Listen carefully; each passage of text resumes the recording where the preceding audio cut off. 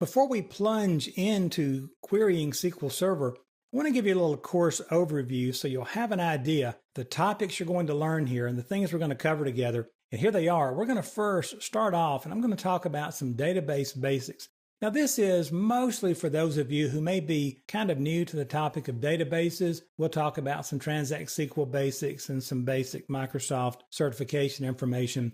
Then we'll do a section on getting SQL Server 2012, getting it all set up for the course so that you can follow along and do the examples. Then we'll take a good look at the SQL Server Management Studio. This is where you're going to live as a T-SQL developer. This is where the code is written. So we're going to talk about how to customize it, how to work with the diagrams out there. We'll talk about the sample code files and all sorts of things. Then we'll take a look at database objects. Now, this is just going to be a good introduction into various objects, tables, data integrity, concepts, constraints, null, view, store procedures, triggers, those sorts of things, just so you know how the pieces and parts work together. That's going to be important to writing the code. Then we'll jump into working with tables, and we'll talk about how to create a table both with T-SQL commands and doing it graphically with the SQL Server Management Studio. We'll talk about primary keys, deleting tables, just all sorts of things, altering tables.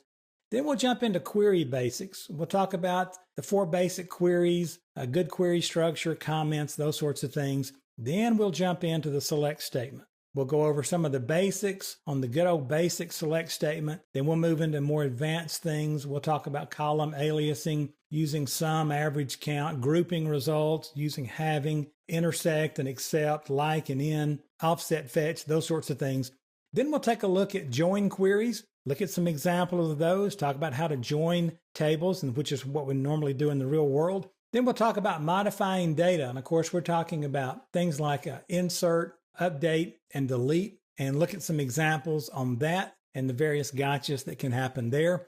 From there, we'll jump into subqueries. Now, subqueries fall into the category of people either love them, and this is their solution to everything, or they don't like them, don't understand them, and they never use them. We'll go through those. We'll look at like a scalar subquery, multi-valued, correlated subquery. Then after that, we will talk about programmability.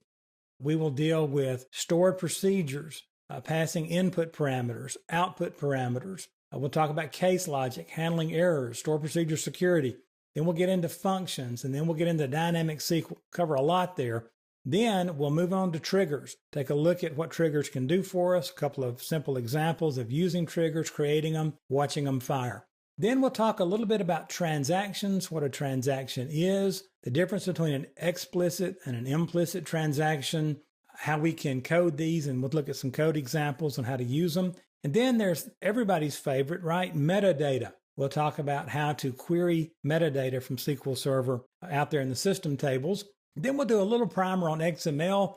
XML is all the rage. You will see some aspects of XML on the exam, and I'll cover you on that and get you ready.